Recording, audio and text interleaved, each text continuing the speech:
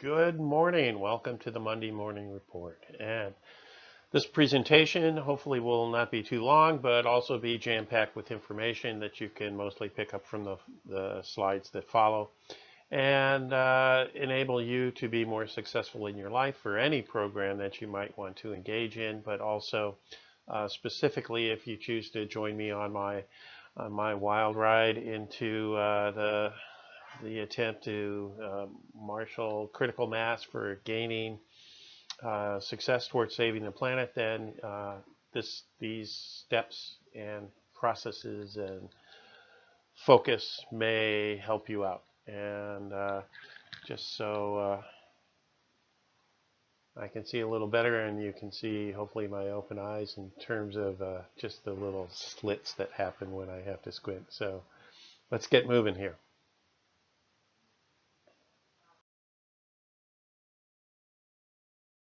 All right. 5 of 10 rules for success. Okay, uh, I've changed the order here from the presentation. I believe the first thing you have to incorporate and understand is that when you talk with people, people will hear you and see your nonverbal communications in a way and emotionally react to that and then make decisions. And then rationally, they'll either justify, confirm, or maybe if they're really cool, they'll allow their rational thinking to interpret and change those first impressions. We all have that capability. It's sort of a grace factor and enables us to move beyond our initial reactions, which lack context for most of us. We have all these perceptions, but they all come from our point of view and our experience and how physically we're feeling. And those things may not conform with the messages we're getting, so we'll generate a conflicted or a misdirected decisions.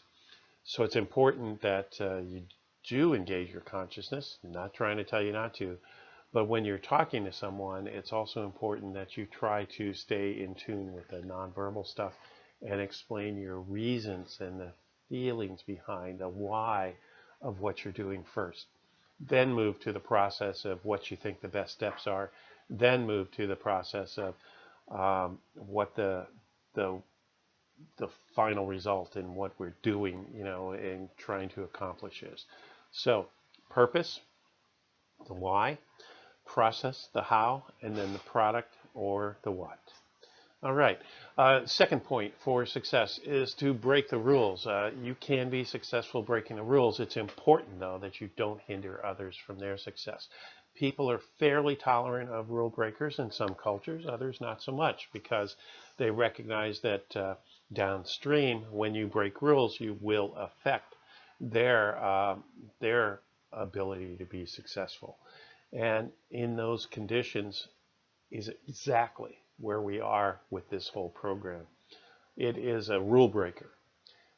We will only be successful if we break the rules. But in doing that, long term we have the potential. In fact, long term we have the consequence of totally disabling the way success is achieved today, and also what that success brings, which is the point. That is the goal. And so it's important to understand the why. And it's also important to, at times, discuss why the current why is ineffective. And then once that's understood and the decision is made to make the change in the why, then we can embrace and start dealing with how to transition from the what and the how and what that's happening now that needs to be modified to the how and what that we need that we're proposing will support that why. And it's in a sense it's a finesse move. It's not exactly on the level of a prestige, but it is something that needs to be managed properly and carefully. So number one is we will not be implementing this to disable the how and the what that's active today. This is the approach that other people, in fact, the inventor of the technology that's the foundation of the research and development and hope for mankind, attempted to do, and he failed miserably. 30 years he tried to do this, and he didn't make it. And we can beat our heads and make all kinds of small successes for ourselves along the way, and in the end we will fail if that is the approach we take. So we'll get into the details of what that is later, but it's important that as leaders in this change, and even just in communicating with people that we don't know, to understand, get a common ground on the why, and get that relationship started there, and gain support from that level, and then move it forward. Don't just start with we've got to do this now, which of course we have to do, but that's not how you can start communicating with people. It just forces them to then act more enlightened, and to be less engaged directly, to because it takes practice and skill to develop that ability to set aside the context that you have and be open to context from someone else. It's a skill that I've developed and other healers develop if they're actually good at their craft, and other very wise people can do too. But um, you can't count on everybody doing it, and it's not a natural thing. And naturally, we are very intuitive, reflexive, emotional, and physically, that's how the energy flows within our body for making decisions. So, all right, number 3, work with like-minded people. And this essentially says if you've secured the why, and you've got people excited for that, and they're willing to engage you, then work with them.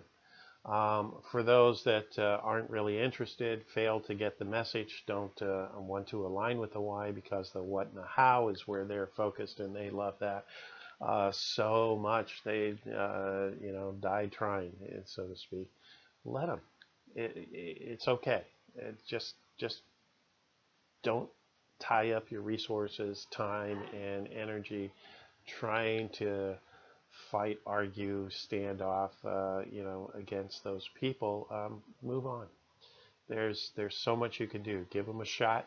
Put some effort into the approach above, and if that fails, then let them be. That this is free will. This is them saying, I like my reality like this. This is the way I want to do it, and I don't want to deal with your reality. If reality comes around and knocks me down, I'm willing to take the fall. So let them. This is part of the dynamic of living on the planet and doing life in this way.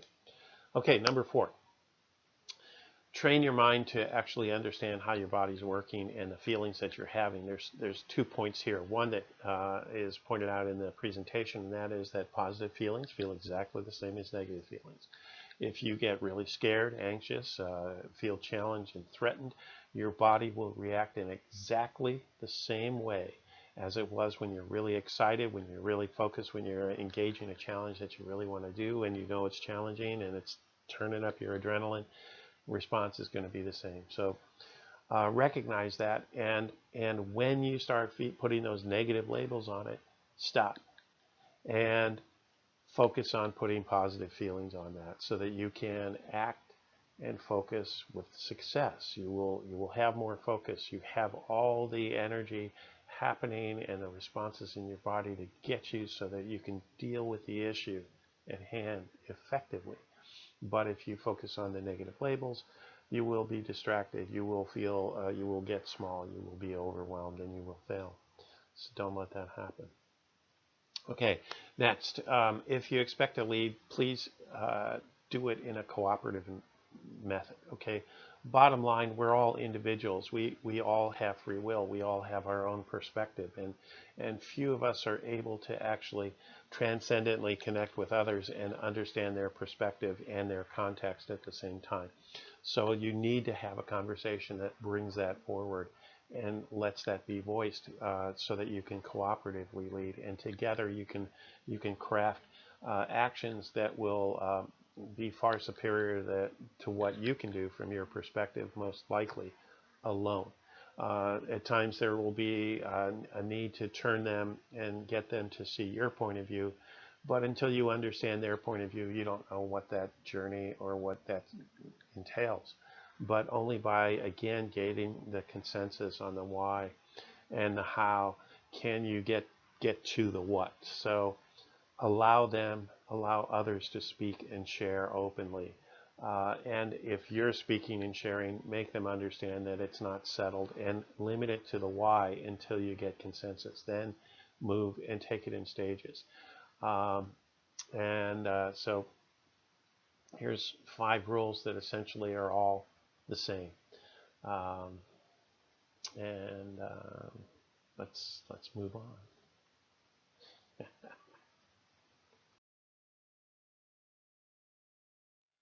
All right.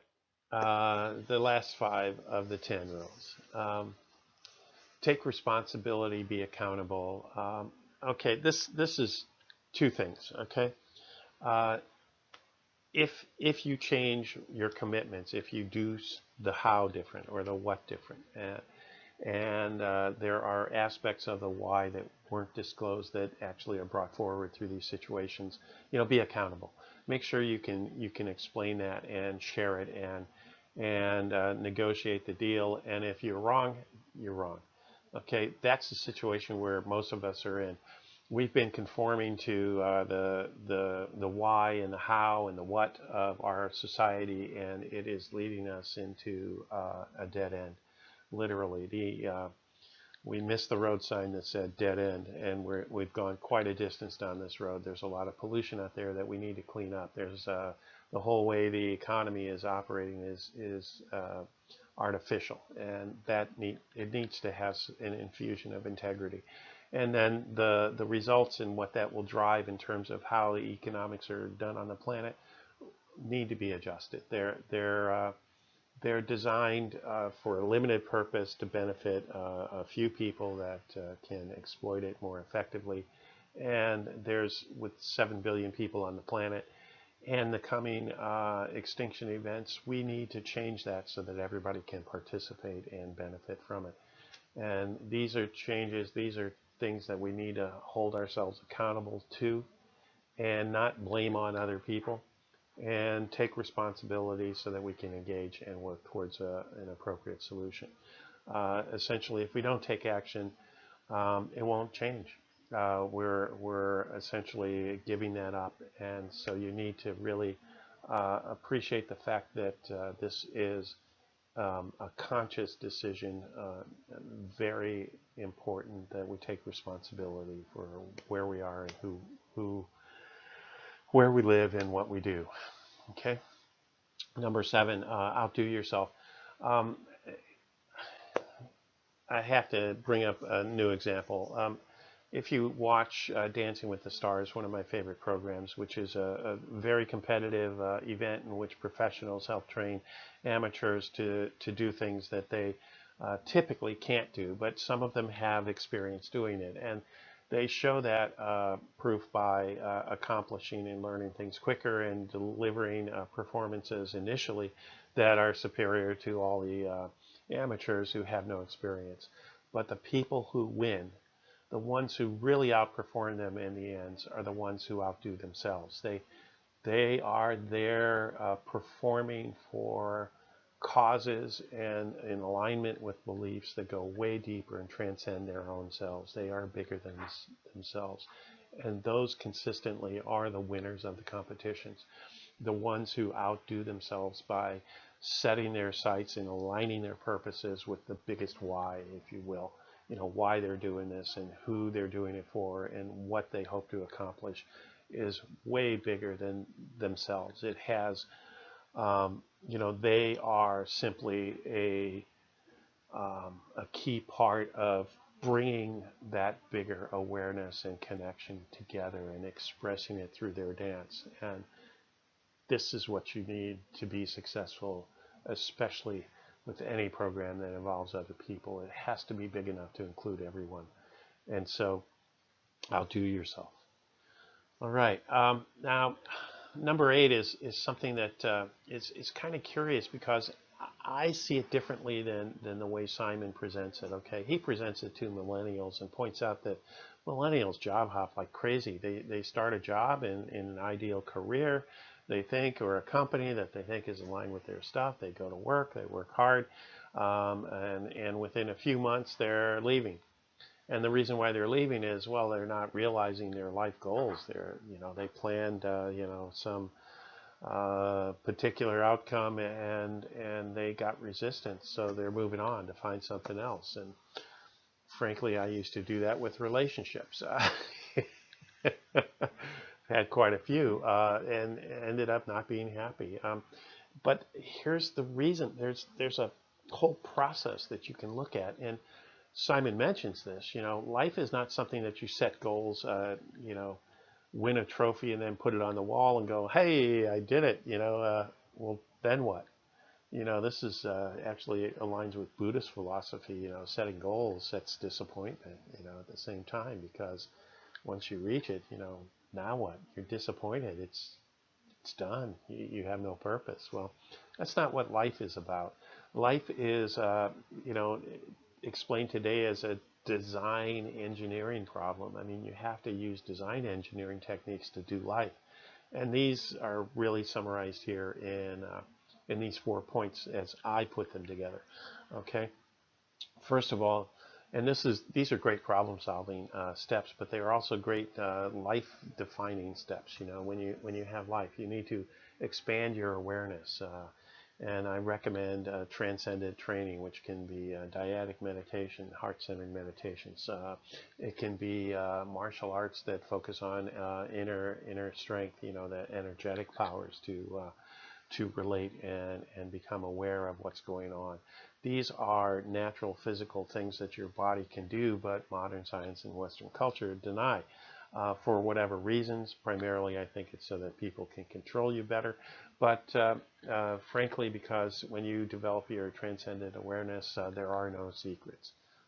People, how they feel, what they've been through can be directly realized. The trick is that without experience of understanding that you don't get the context with those experiences. So you need to be able to develop these other perspectives so that you can understand that some person will go through an experience and have a totally different understanding of what it is than what you can experience from them directly. And this is one of the reasons why people break up is they do develop that direct connection, but then they start understanding experience is different than the person that they're connected to. And that can be extremely upsetting. Um, but that's the way it is. Two people have the same experience side by side and have totally different reactions to it. And that's what you really need to know when you're dealing with other people, of course, is how they understood that to be and how they reacted so that you can deal with it. Okay, and reframing is really part of that. So be curious, ask lots of questions, develop the ability to discern nuance and see different operating factors than what you originally may assume may be the model. And this is how you improve science, so this whole process is denied in the scientific technique, essentially. It's part of the theory and the philosophy, but it's not enacted because there is another uh, motivation behind science besides truth and understanding and mastery. Okay, so to develop multiple perspectives, study different cultures, study different art techniques, really learn beyond the common way of seeing things. Develop that, and that will require active collaboration. So any problem solving, any project that you work on requires this. Doing life requires this. You need to um, be open and ask questions and share your experiences with people that have nothing to do with what you're working on. Get their intuitive reads, get their perspective, and see how that can enable you to overcome challenges that otherwise would never be solved, that are the stuff of tragic stories for a time, whatever, because people were unable to see a different point of view, to discover the meaning behind the situation. Uh, Active collaboration is essential to moving forward. So get other people involved if you can. And it also requires action. Don't be afraid to act and make mistakes. You know, those you're here. You take action. You have the potential of going here, which is where you want to be. You end up here or even down here, but that means that this was not the right place to start from. This is not the place to start from, and that can get you up to here. So that's a visual way of thinking about it. Do it. Don't be afraid of failures. Don't put yourself down. You know, everybody falls down. That's how you learn to stand. Um, it's just the way some things in nature need to be played out, and it is an extremely fast way to learn.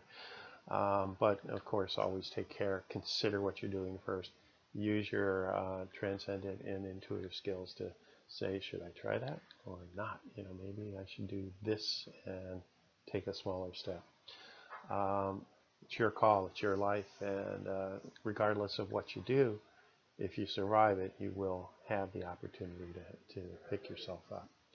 And then higher purposes don't have an end. And this can be seen from a number of different points of view.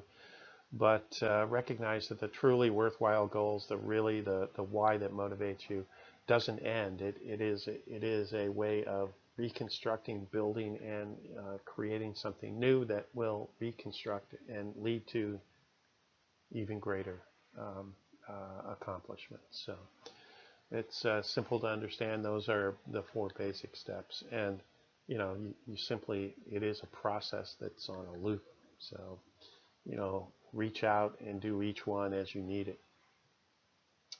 And then be authentic, be truthful. Um, this is critical to understanding that you know, there's a different way of being authentic and responsible. That's being honest and truthful, of course. But the other way is who you are. You know, you have needs and desires, and those all stem from being states that we all share, which is what binds us together. We all really want, at a base level, the same things in terms of being able to relate to people, being alive and aware, being able to do and act. You know, they're being states. You know, all of us need to do those and execute them. How we do that and what we're driven to depends on all kinds of things, from our experience, our history, our physiology, and everything combines to that. But you know, who you are, that combination where it's at, it's important that you understand that and that you hang true to that, and that you don't. You may ask people to allow you to, you know, to give you insights as to how to best express those things so that you can relate better and communicate, understand things. That's not changing who you are. That's just how you connect with other people, which is always going to be fluid because other people are being fluid. So understand that that difference about being authentic and coming from yourself, working to understand that as part of life and growing. And it's another one of those life problems that never ends, because you're a living being and you've got just amazing untapped aspects. The more you dig into them, the more they're going to flower. So be focused on that, being yourself. And finally, find your passion, which is kind of a interesting, funny way that's presented in the video. But finding your passion is really all about learning your why and being able to articulate that in such a way that it incorporates everything that you do, everything you're interested in, not just, you know, and this, finding a passion at that level will enable you to engage in jobs and really embrace and be happy and productive and focused and remain focused, and not have to retreat into mind-numbing experiences like playing video games or whatever else that take you out of reality, or engage your passion in a way that you haven't yet articulated and been able to translate into living activities and work. So it's important that finding your passion, being able to pull that together in a rational sense, really get in touch with it, doing that internal reflection, doing that contemplation on yourself to get to that state is very, very important. When you do that, then you can be successful more than anything else. This is probably the foundation of success, which people are striving and reaching for today, some with little or no success, but this is my understanding of it. Hopefully this gives clarity to what that means and will benefit you even more.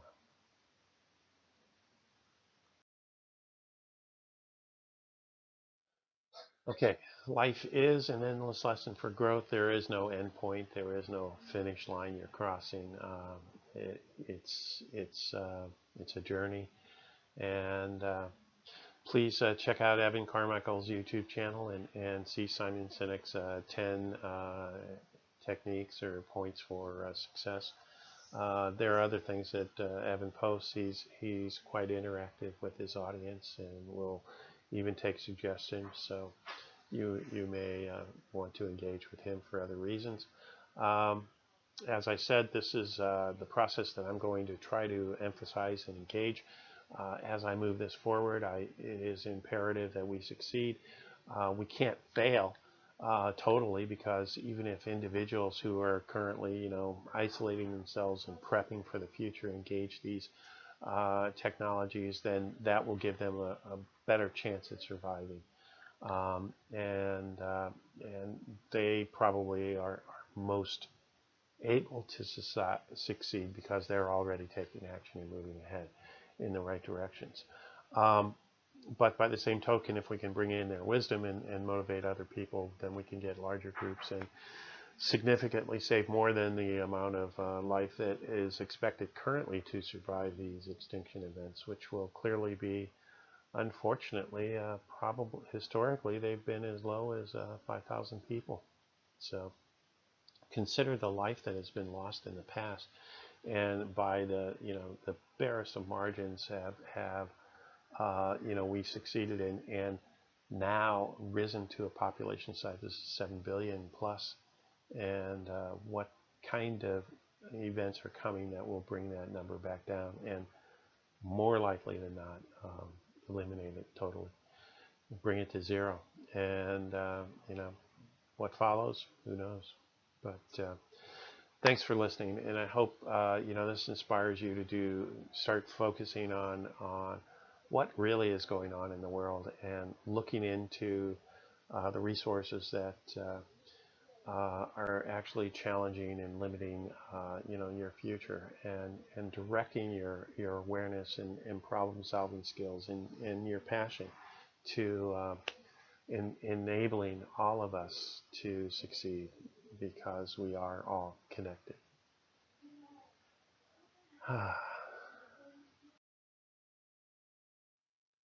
Okay, thanks for participating. There's I do hope to play a role in continuing to bring this together and develop this and move it up a level to getting organizations started and put together, either loose or formal. I think the formal ones are important because in the end, this will not succeed at saving mass numbers of people if it does not have government approval and sanctions and support. So that's the direction that needs to progress in for the best benefit.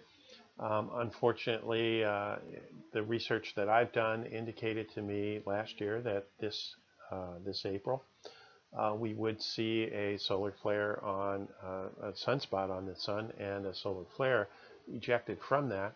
And but my research also indicated that it would not be hazardous to the planet Earth. It would just come close. And if you consider passing in our orbit 30 days behind where the Earth had already progressed, 30 days later, essentially. So behind us by the distance of 30 days in our orbit. Sure enough, a flare was launched in that direction. And then the sunspot was dissipated and diffused. So my intuitive art, and also the way that I visualize and see the interaction of the forces of the planets on the sun gave me that insight, and it was realized. The you know the My ability to do this is not perfect. The resources I'm using, I believe, are subject to error. But the next potential killer flare, which looks like will be more dangerous, is November this month, early November, or this year. I'm sorry, early November this year. And so, if that's the case, where we do get hit with a really massive flare, there's nothing really that we can do about it. We're all going to see some changes that could be very significant.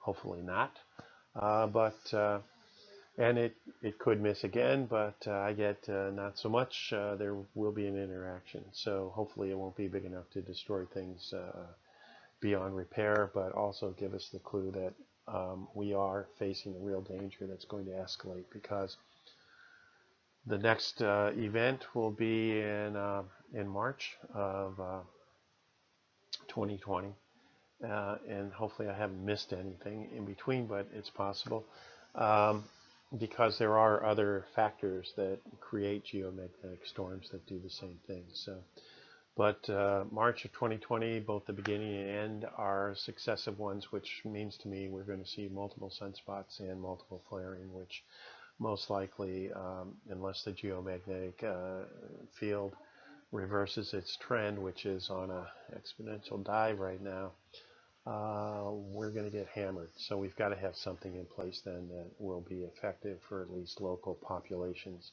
if not global ones. And also for local geological sites, most importantly, of course, the surface volcanoes, but in addition to that, to minimize the storm activity, it would be beneficial to do something underseas too. So anyway, hey, get in touch. You can email me at bill@billmundy.com. There's a lot of spam on that, so please put MMR- in the for Monday Morning Report in the subject, so that I can pull it out and in my quick and infrequent reads through those files. WhatsApp is a way to reach me in text form, which is probably a better way to do it. And then there's also the mobile phone number that FactDoc 322-8362, area code 415, of course, here in the U.S. And or on YouTube, this particular channel hopefully will be set up by then. The Monday Morning Report, you can always communicate with me through there. Click and go to the About, and you can send messages that way directly. Or you can, of course, leave comments in the video sections. I'll try to stay on top of those. And that's it. Live long and prosper, my friends. And love you all, and peace, and good luck. Thanks. Thanks so much for participating in whatever way you can. Be good.